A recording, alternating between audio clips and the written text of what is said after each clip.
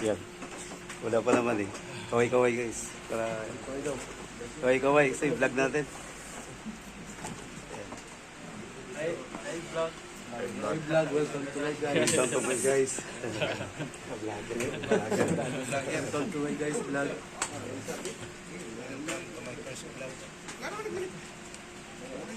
So guys, ito yung dinimo sa amin kung paano gagamit ng kaba. Ito yun, step by steps na 5 ways. Yan. Tuturuan kami. Yan. Para mapamilyar namin, ma-refresh. Hindi pa natin siya gagamitin. For testing. Okay guys, so ito yung Okay, so stock bukas na. na lahat to. So ayan yung pinaka-unang test natin, no? Yun, ganda nga pala yung nakalubog ano. Yan. Isama kayo. Wag ilag, oh. Sama kayo kasi oh. Yan oh. Okay kami guys kasi ganda na kulay natin oh. Mamaya pagka naabot mamaya upload natin sa YouTube, makita natin ito mamaya. Pagka may oras pa.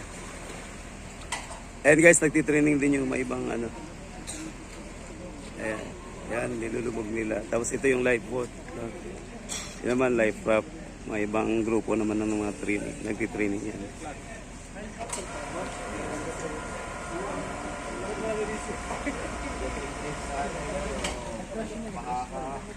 Kumbaga yung helicopter pala lumubog, ano?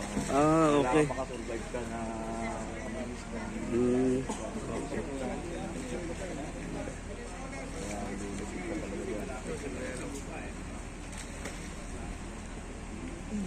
Ayan o. Ayan guys. So, ang ganda ng ano, no? Tingnan natin, pag tinitingnan natin. Pero mahirap gawin. Nandun yung kaba minsan dyan.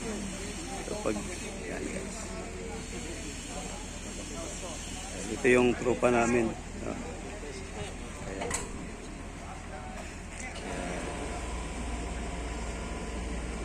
So, pwede din kayo mag-swimming dito. Lapat ng swimming pool, libre. Ayan o. Binaba ulit. Ilulubog sila, ilulubog.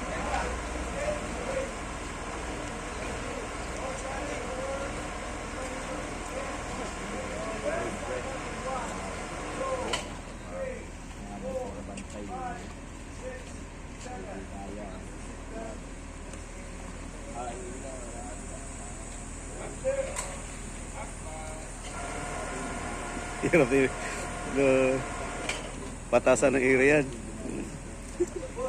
Patasan ng area yun. Abor sa maninisid, ano?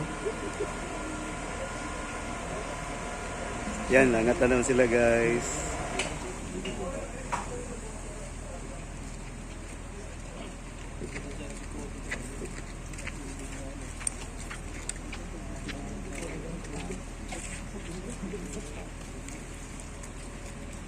Yan, hinihila na yung life raft. No, naka-inflate na yung life raft.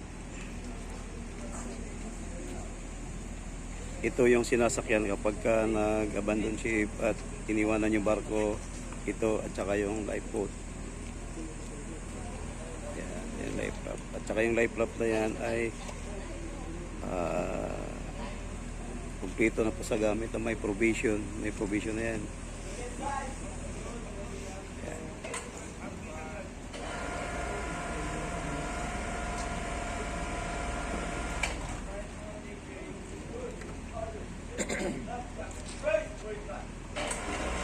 Baba ulit, ilubog ulit sila, patay. Up.